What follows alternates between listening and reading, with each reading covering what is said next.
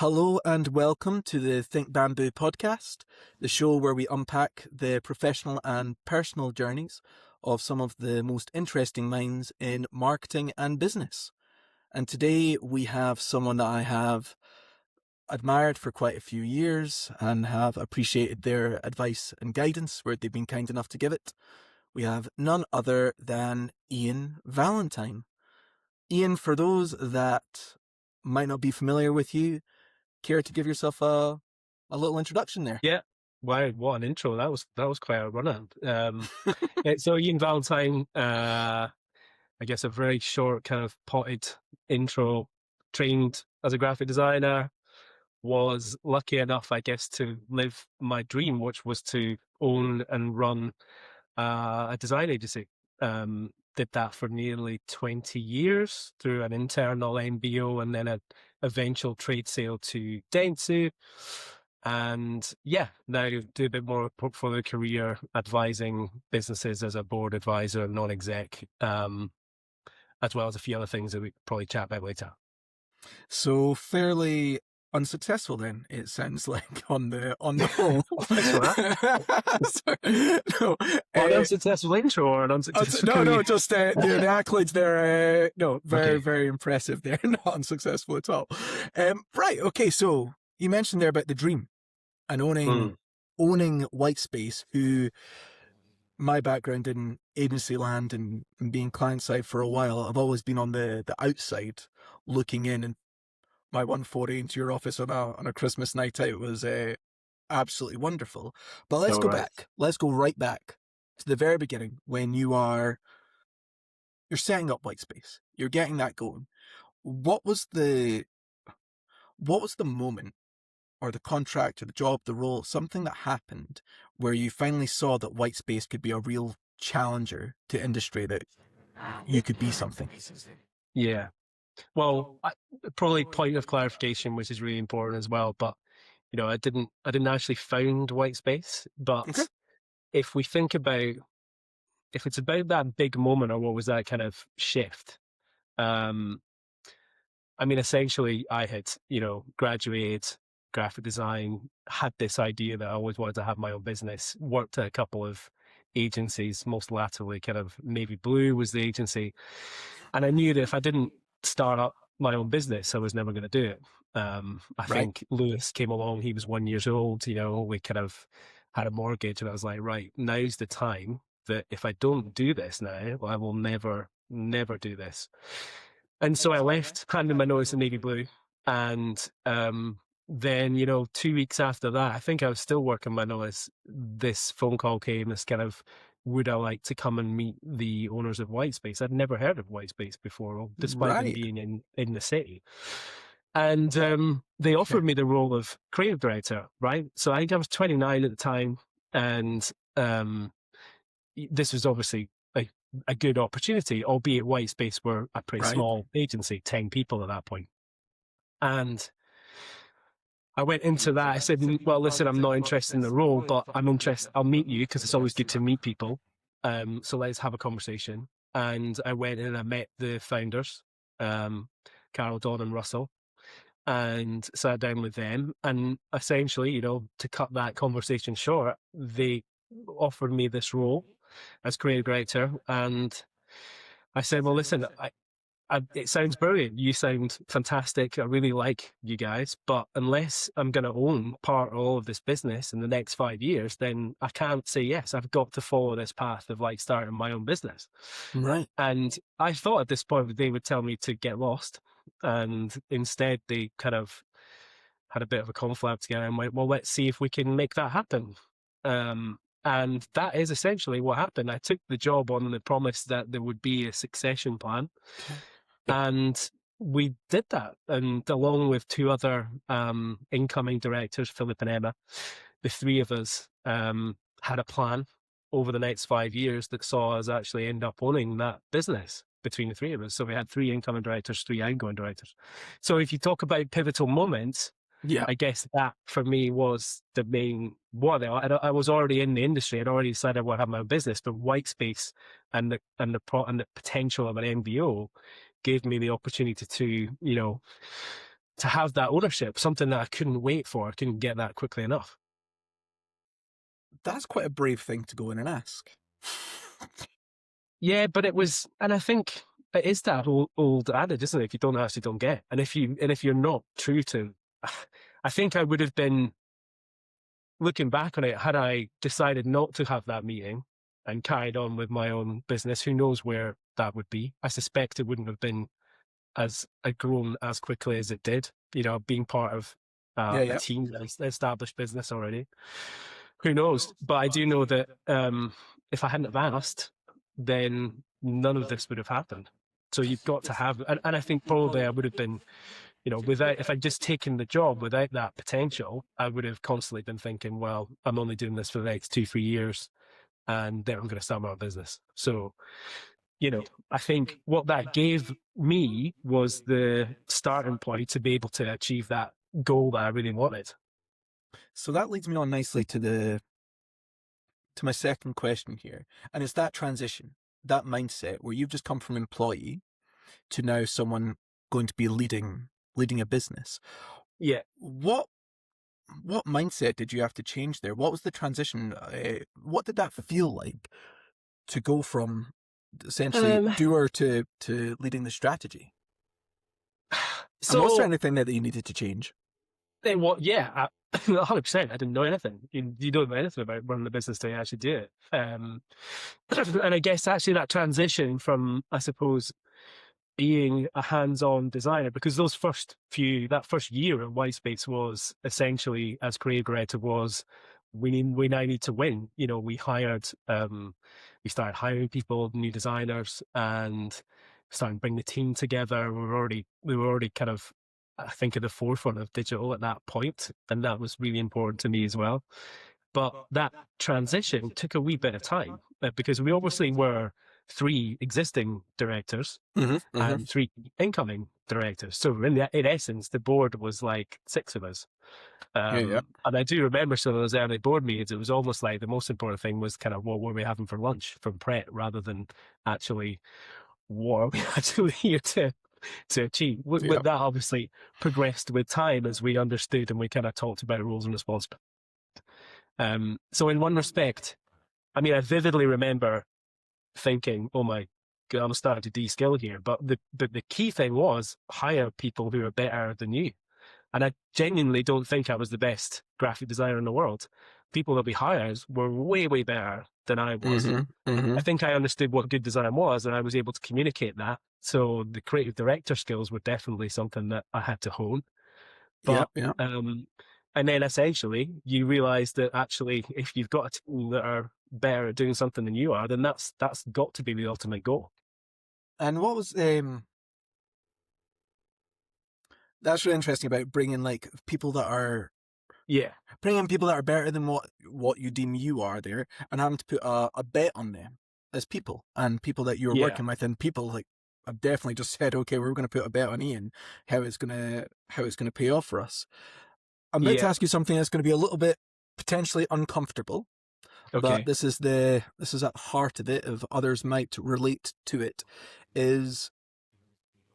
was there ever a bet that you placed, whether it's business or marketing wise, that didn't necessarily pay off the way that you wanted it to, whether that's a campaign, a hire, a relationship, a professional relationship, of course, and how did you navigate that? Do you know, it's funny this, and people have asked this before, what were the sort of key failures that you remember? And I genuinely, I don't remember any huge failures, right? Yes, we had a couple of bad hires. I think we probably had way less than most people do. And I still believe that whole thing of, hire slow, fire fast. So, but those, I mean, early days, I think making sure that we got the right people on board, that they were not just demonstrable skills, but actually we used to call it, and that was before everybody kind of gave this moniker of their agency name, but we used to call it finding the right white spaces. It was kind of like finding a white spacer instead of just a new person. And it's hard to quantify that, right? But so, I mean, people massively important. Did we fail on that front a couple of times? Maybe, but not that much, I think. The thing that probably, the failure that probably had the most impact was actually taking on the wrong clients. Okay. And, I think qualification of new business is so important. It's actually why it was one of the things that all the way through that 20 years, that it was one of the areas that I stayed closest to, because I think that in some respects, I used to say agencies get the clients they deserve, clients get the agencies they deserve. And I think if you get that, the reasons for why it's a good fit wrong at the beginning, it can have a huge impact on the team, Mm-hmm. on the work, on your reputation. And so I would say the key thing that I absolutely learned from this was taking on a job for the wrong reasons. And the wrong reasons could be, shit, we really need the revenue. We've got a gap to fill between now Mm-hmm. and next month.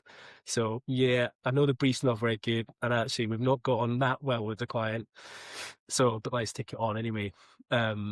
And that's normally the main one, right? When you've got pressures for kind of that. Mm-hmm. So I would say the learning for me was that we probably won more new business from saying no than saying yes. Yep. Yep. And that happened loads of times. We would say no, and then the client would go, well, why are you saying no? Everybody else is going to pitch. And like, well, we're not going to do that. So yeah, that if there was any sort of failures, it would be those bad jobs, bad clients that went wrong and then kind of had a real impact on the team and the morale and your choices as a business leader. So just jumping on what you said there, it's really interesting to see that you mentioned there about a lot of people, about hiring the right people and joining with people as well, and then having the right fit for white space in terms of rejection. What makes a white spacer? Yeah, What kind of qualities it's that you really look at? And I hard. know it's going to be for different roles, different there. Like we have the same thing at Think Bamboo about what makes a Yeah, panda. And it's to us, it's values based. A lot of the time, the skills, as much as we like people to come in with honed skills and be great at what they do, it's some of the things that sometimes can't be taught that are the most appealing. So I don't want to talk about what makes a panda. I am very interested to hear what made a white spacer. What were you looking for? yeah, it's so tricky, Jamie, because you can say, yeah, the values, and you can list them and you can put that into your, and it's so difficult to actually quantify that. It's Hmm. why we actually did have a process whereby if we were hiring someone, there would always be a sort of like second check where one of the kind of the co-directors would come into that meeting and kind of meet that person as well. And it was just generally whether you got the right kind of, feeling. It's hard. It's a hard one. It's a hard one to say, but it just, and I don't know if we've shared there. We had a handbook, kind of like a company rule book, which sort Okay. of laid it all out, which I'm happy to share with you after this. But Hmm. and I think it probably depicted it more than anything. In it's about collaboration. It's about people who are completely open to working with each other. Previously I had worked in agencies where it was a bit, yeah, this is my work. I'm not showing you this. It's kind of like, this Yeah. is my, where the competition was with each other rather than the external competition. And I think, that that sort of the personality that is going to get on with other people, is going to engage, is going to see collaboration as a positive, um, and who's really going to bring I think a diverse perspective to it. I think that's the other thing that Whitespace, I hope, was really good at, is that it was quite an eclectic bunch of talented people. But yeah, it's hard to say, Jamie, right? It's hard to say. And yeah, we did get it wrong a couple of times, but in the norm, one of the things that I'm kind of most proud of is that lots of white spacers say it was the best place they ever worked. And that was because of the people that were sitting next to them and the people that they engaged with and the environment that was kind of created. Well, I think that kind of answers it. And we have a similar thing of the feeling that you get from someone, which has Yeah. got a lot harder in hiring from a remote position, because you don't quite get that Video person on calls. person. Yeah. But the feeling I get of I come back when I speak to other directors there about trust, about am I going to trust this person with essentially our baby, handing that Yeah. over with how they are able to present us or present themselves and represent us in that way. Yeah. And I've got to be able to trust that they can do that. And that's where we come down amongst our values and everything else there. But you've just touched on to my next question there, which was one of the things that you're most proud of in your professional journey. We can get into the personal part if you want, because sometimes the two tie in. Things that don't make the board report, things that you might not necessarily can put a figure or a number on. But what is the thing that it might well be what you've just told me there, but what's the most Well, proud thing yeah, of? I mean, listen, I think we touched on it there. Yeah. And actually, I would argue that it kind of should be on that board report, right? In terms of Okay. your people, as well as if, financials are really easy to measure, but people, happiness, client satisfaction, they should all be part of that. But it absolutely is, right? And it's maybe a bit cliche. We did loads of fantastic work, fantastic clients. Mm-hmm. I can go back and go, wow, so proud of the stuff we did for the Fringe. I'd done the poster for the Fringe competition at school every year. When we were asked to pitch for that, I was like, we have to win this. We didn't win Mm-hmm. it the first year. They came back to the second year, and then we did it for 10 years straight, pretty much. So, there's loads of stuff like that I'm super proud of. Ego and Tenants, Lego, all that kind of stuff. So loads of really cool stuff. But the thing that I think gave me the biggest buzz is just seeing people develop and do amazing work. And albeit sometimes when you're a small business and somebody decides to leave to go somewhere else, you take it a little bit personally.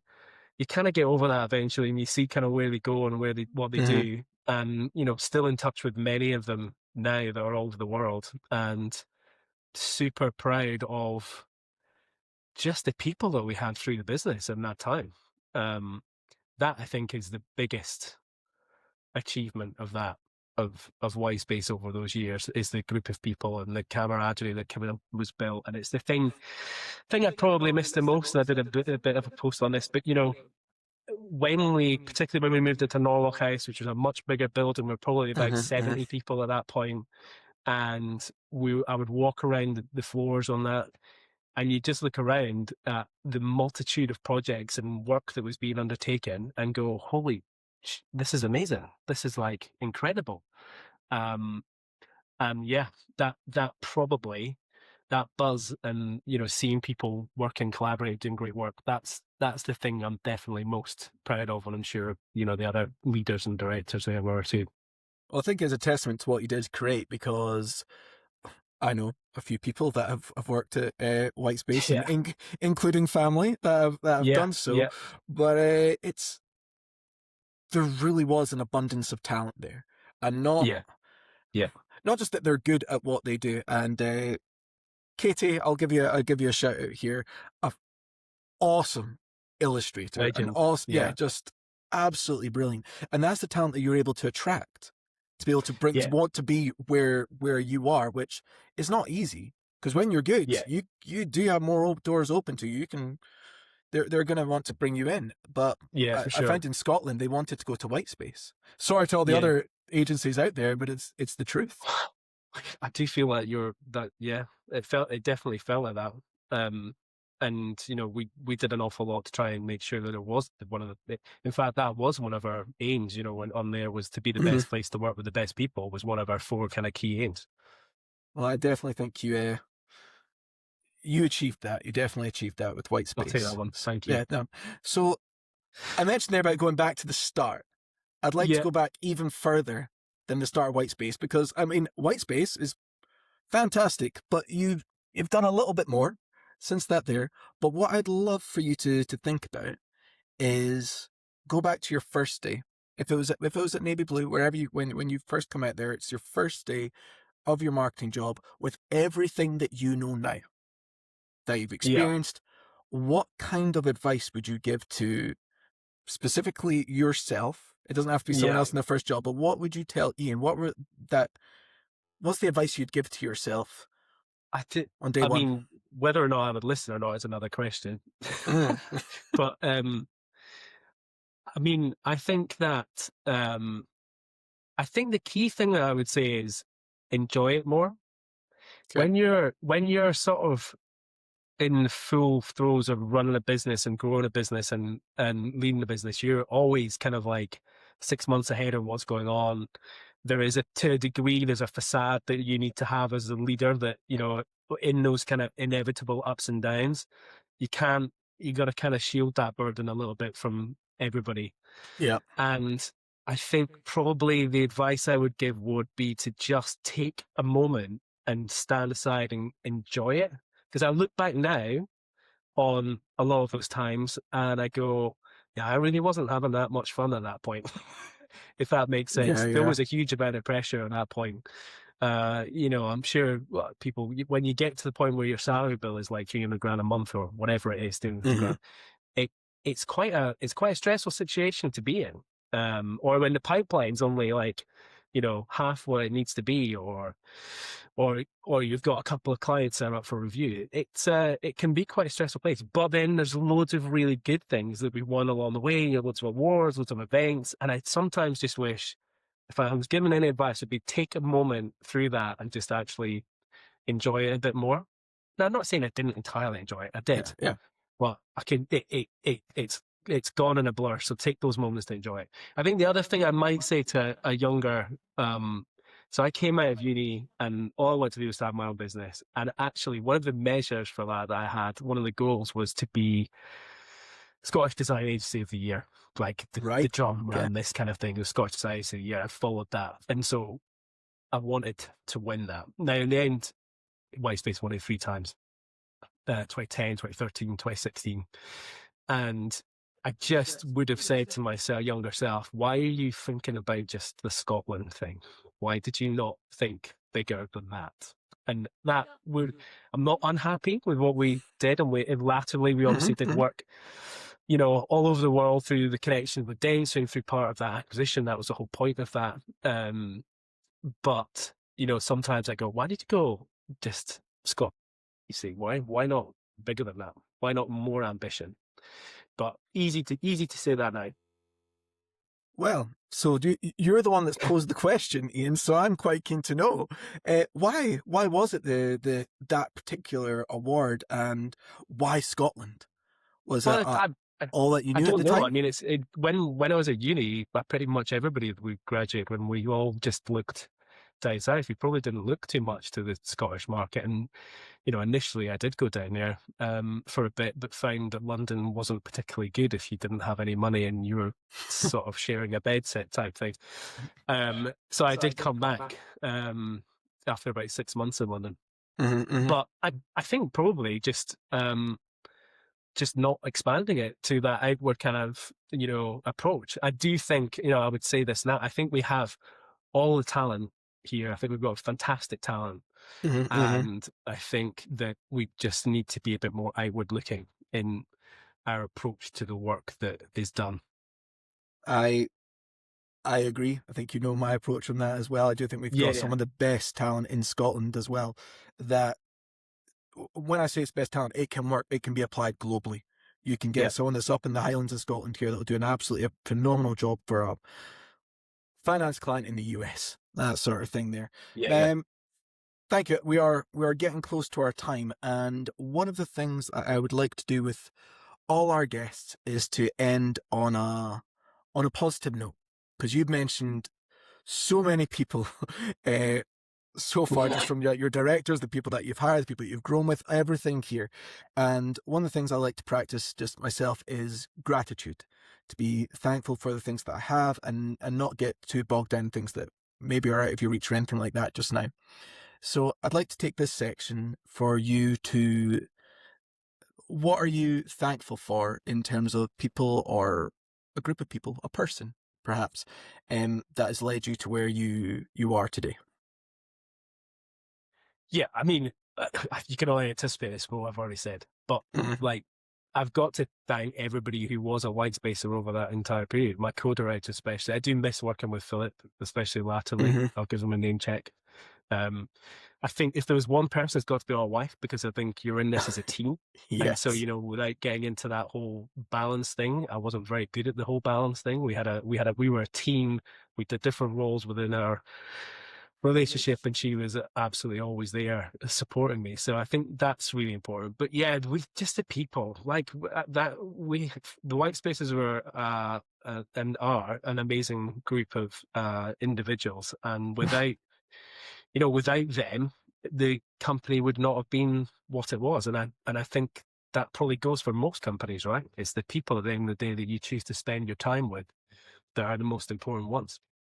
Well, from being client side and working with Whitespace back in 2016, where you won the award, right? So I can say hand on heart that you are an amazing bunch to work with, and the work that was delivered to Aegon at the time was far beyond what I was expecting, to be honest. It was just really, really good. So take that for what it's worth.